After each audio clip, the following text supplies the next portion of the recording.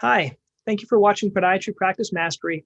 I appreciate you showing interest in these videos, and they're coming out weekly, and I hope you have interest in them. Underneath this video, you're going to find some other resources based on the topics we've addressed. Also, we're putting together some group sessions you might be interested in. If you want to have more information of kind of developing and being part of a podiatry community where we talk about practice management ideas, I'd love for you to join us at the next one. The information is underneath this video. Thank you so much. Hello and welcome to Healthy Living. I'm Dr. Donald Pelto, and I have Dr. Teresa Bertoft here. She is a podiatrist in Massachusetts with us. So welcome, Teresa. Thanks for joining the show. Well, thanks for having me. I appreciate it. You're welcome.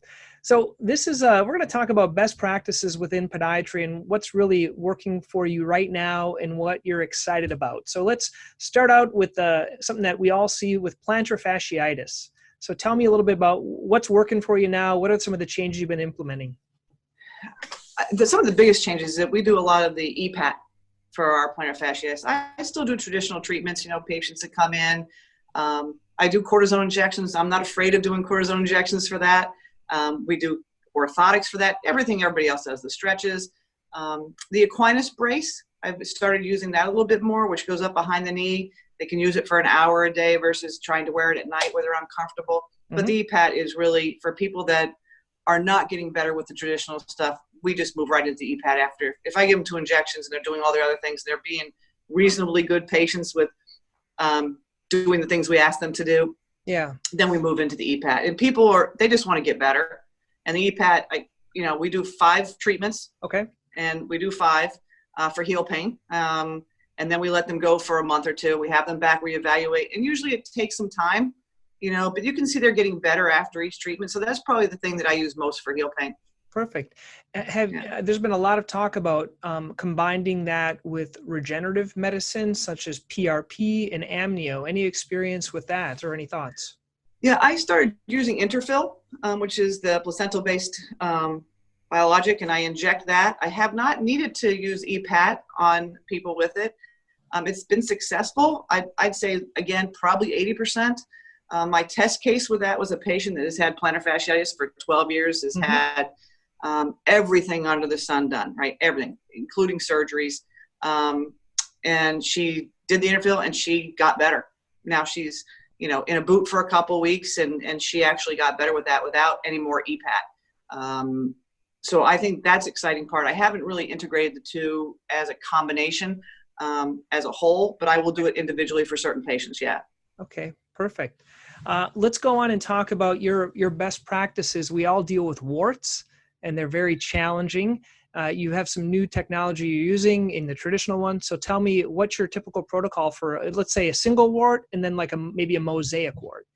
Sure. For people that come in, adult or children alike, when they come in with a tiny, small wart, I'm like everybody else. I use Canthrone. That typically works pretty good. Children they're fine with it. Adults cry like babies, right? But you let them know that up front. People that have been going after the warts for a long time, you have a pulse dye laser. The pulse dye laser is great. Yes, it is uncomfortable for people. I do block them for a lot of, if we're doing big warts, I block them and then we go to town on those warts. And the pulse dye does work, but it doesn't work in one treatment. It takes many treatments like most warts do. But the newest technology that we have is the Swift, which is the microwaving of the lesions. So we've had people that have failed, and we have people that come from all over just for the Swift because they've tried everything. And I will say that it works about 80% of the time. It is not pain-free either. Okay. It is uncomfortable for patients, but I've seen some of the worst warts come from other areas now that I wasn't a believer until I did it. Yeah.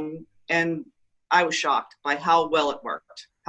Now, again, I still have some people that I have to do more treatments for, but it's another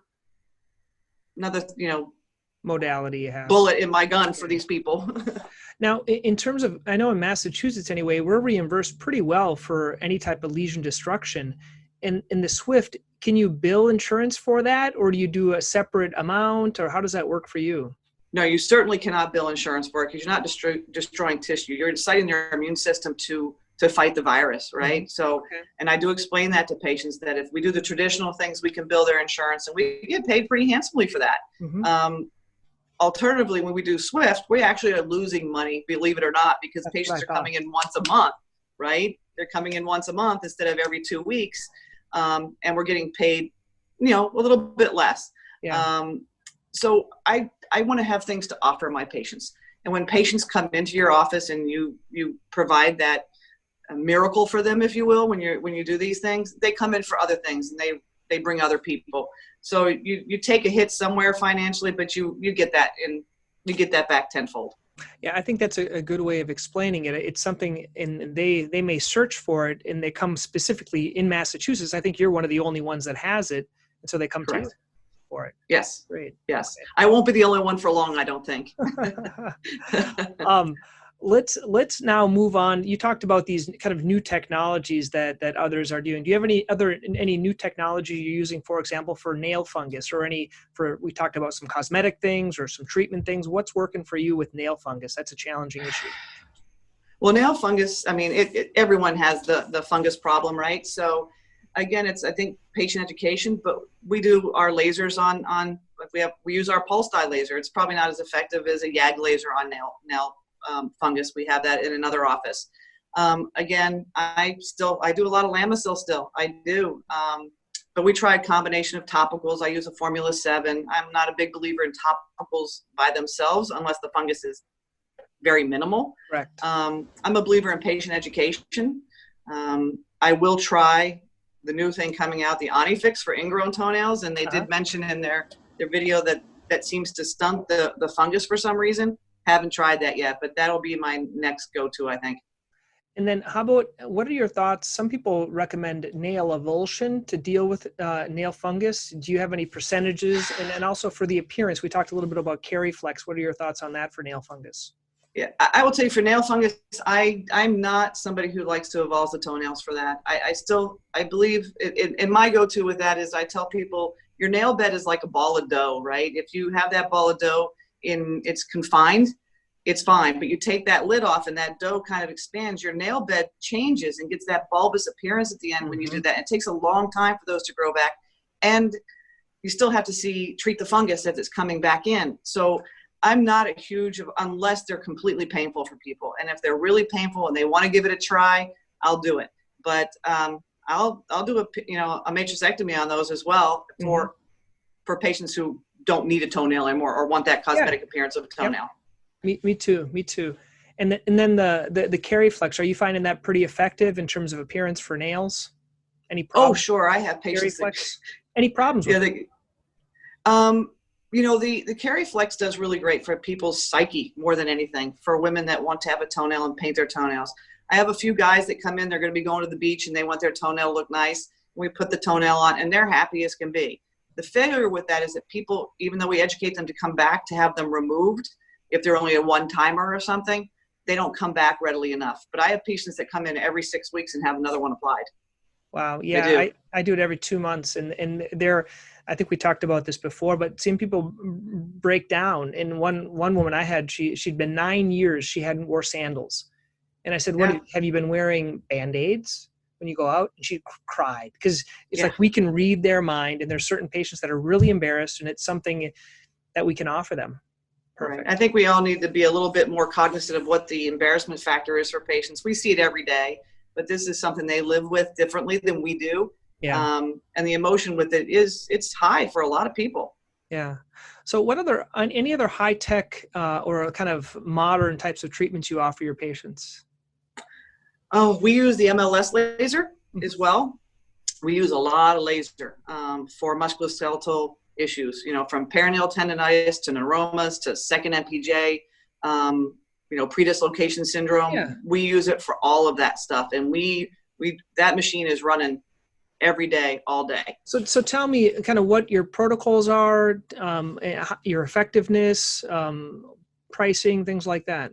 Yeah. So with the MLS laser, we now just purchased the new robotic one as well. And we have another one in our other office. Pricing for us, we're going to do $300 for 6 treatments. Mm-hmm. And then if they need more treatments thereafter, that's going to just be $50 as they go. That's really reasonable. Yeah. Yeah. I'm not somebody here to gouge people. I want people, the more the merrier in my mind. Mm-hmm. I want to really truly help people get better. And people who can't truly afford it, I do a lot of it for free. I just do. It just, Yeah. And that's okay. The machine's going to be idle, so you might as well have somebody using it. It doesn't cost me anything to run the machine. Electricity, right? Yeah. And some people truly just need some help, and they can't afford things. So I think it's good to give. Other stuff with MLS, we use, I don't do plantar fasciitis with it. Just, I don't think it's deep enough. That's why I go to the EPAT, right? Okay. But for second MPJ, you've done a repair, they scar down a lot. Maybe if you've done a while with it, it really does help break up scar tissue and help the healing process and reduce pain for people. It really does. Great. It's a neat one thing. Since we're just chatting here, something that I found that's worked pretty well. Sometimes I do like a Z lengthening of the skin, or something where I know there's going to be a thicker scar. Certainly, I'm using the Mederma and everything else, but I'm finding my laser. I have a Cutera, and there's a certain setting I use, and it really helps with the scarring. And I can use kind of like a lesion destruction code for that as well, and it gets covered. Oh, that's awesome. So that's awesome. I'll have to get that code from you. I use the pulse dye laser for more scar tissue. This is more for, reducing some edema. Okay. And for increasing range of motion a little bit when they scar down deep. For just dorsal scars, skin scars, the pulse dye laser works nicely too. Yeah. Let's move on and talk about some pearls. Maybe there's some younger doctors, even more experienced ones. I always like to learn how people explain orthotics, because orthotics are a challenge for patients, not just because in Massachusetts they're not covered normally. How do you explain it in terms of for patients to know? Because we can recommend it, we know it'll help them, but sometimes the explanation is hard. Yeah, I agree. I think again, I change my spiel, if you will, depending on the patient. Sometimes it's sitting in front of me. I don't judge patients. I offer everybody if they need it, right? So I'll have patients, I carry an over-the-counter product, right, in orthotic footsteps I carry in my office. Majority of people are fine with that. The cost is low. I charge $55. At least and I tell them it's kind of a training wheel. But my spiel to get them to think about an orthotic is that, think of a foundation of a building. If your building has a crack and it's a little bit wobbly, the rest of the building is not stable as well. So if we fix your foundation, hopefully, the rest of the body will follow. And I can promise you, if you don't fix the foundation, you're still going to have that discomfort. And we, of course, talk about proper shoe gear and things like that. We also have the 3D laser orthotics now, which people like that wow factor. Looking at the program, seeing their force plate. We take laser pictures of their feet. And the orthotics, I've been fine with the orthotics. I think they're great. They're a little bit different than the traditional orthotic. And people, once they see that, they're sold. They're sold that they need an orthotic. Yeah. Are you doing those in your office and printing them there, or are they still made by an external lab? Oh, they're made by an external lab. It's HP, Hewlett Packard, in conjunction with some podiatrists. Yeah. I don't make anything here. Because there's a future where we're going to have a little printer probably in our office where we're going to print them. The problem is I find right now the final product isn't as, wow, it doesn't amaze you. I'm not somebody who wants to make stuff, to be honest with you. And I don't like to have a lot of problems. So I'm not somebody who fiddles around with orthotics a whole bunch. It's just not my nature. I like to give them a product that they're going to wear and be happy with, and I don't want it to come back to me 10 times. Less headaches. Yep. Yes, exactly.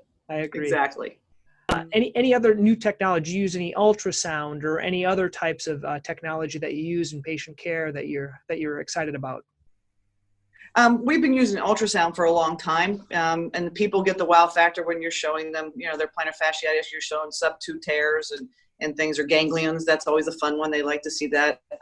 So we have a diagnostic ultrasound in both of our offices. Other things we're excited about, I think I'm going to be excited about more of the social media that I'm going to learn from you. We can talk about social media. What's been working for you right now in terms of social media, patient contact, anything that's working right now for you? I think mostly we have a really nice website, and also works for us as most of the other podiatrists around us don't. And so I think that drives us home a little bit. We have a local magazine in the Merrimack Valley that we've been in and we have a really nice ad that runs in there. But as far as that, we usually just use our website. Cool. So people want to learn more about you, Terry. Where do they find, what's your website? WeFixYourFeet.com. Love that. Love that. Yeah, so we have that. If they really want to know more about me, they need to come to the golf course. Good. I'm gonna put that WeFixYourFeet.com. I like that. Thank you. Thank you. Okay. Well, thank you so much for your time, and we're gonna chat again. I really appreciate you having me. I hope I'm helpful. But thank you very much, and I look forward to seeing you.